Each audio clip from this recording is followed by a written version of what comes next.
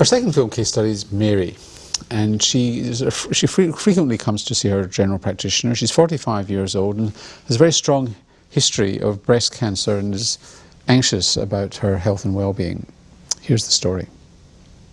Okay, see you later. Bye.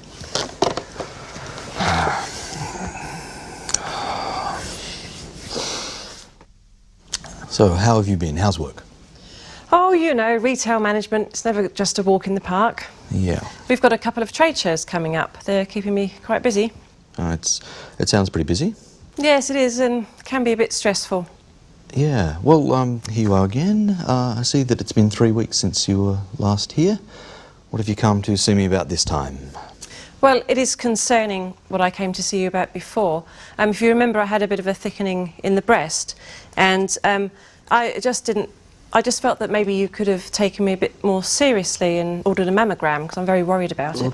Correct me if I'm wrong, but wasn't it only 4 months since your last mammogram? For nearly 5 now, yes. Mary, I can honestly say that I cannot recommend another mammogram at this time. But that was a while ago, and there's obviously something going on. I just feel that you didn't give me your full attention. Every time you've come in here, I've examined your breasts, and there has been no change in that time. Well, obviously, I can't deny that you examined me, because you did. But you were not taking it seriously. Mary, it's my job to take you seriously. You cannot have a mammogram every couple of weeks. It's not good for your health. Not saying that I should have. The fact of the matter is you've had more mammograms than is recommended for most people, even given your background. Well, I'm relieved that you remember that I am high risk. I mean, I am the same age as my mum was when she was diagnosed. I lost my mum and my grandmother to it. My sister's had a couple of lumps. Mary, I know that you're in a high-risk group, but every time I've examined you and every mammogram has shown no change in what you perceive as being a thickening in your breast. Your sister's lumps were benign.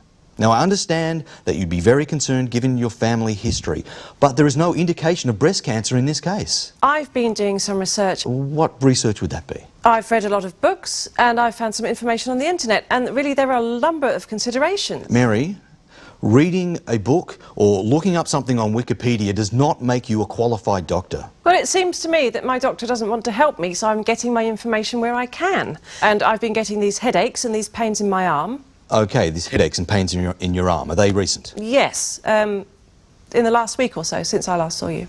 A headache and a pain in the arm does not mean you have breast cancer. But they're all symptoms of something. We can't just dismiss I'm not this. trying. And I'm sure that I'm happy to examine your breast again, that's fine. But there's no hardening in your breast. There is no change in your breast. Every few weeks, you come in here and we go through the same thing. I give you an exam, you ask for a mammogram, but there's no indication, there's no change. It's nearly 5 months. That's quite some time. And there's obviously something going on. Mary, I understand that you've had these worries for a long time. I know that your family situation's stressful. You've got 2 kids and a pretty high-powered, stressful job. But when you start getting headaches and a pain in your arm, and in my opinion, you're overly concerned with your breast cancer risk, then I think it's time to talk about a referral to a psychologist. We have one attached to the practice.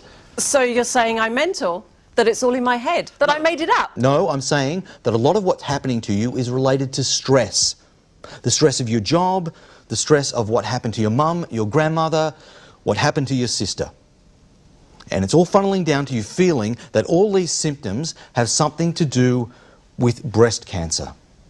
Now, the best way to deal with that would be to talk to a psychologist, somebody trained to deal with a stress-related disorder, which this is. I can feel them. They're physical.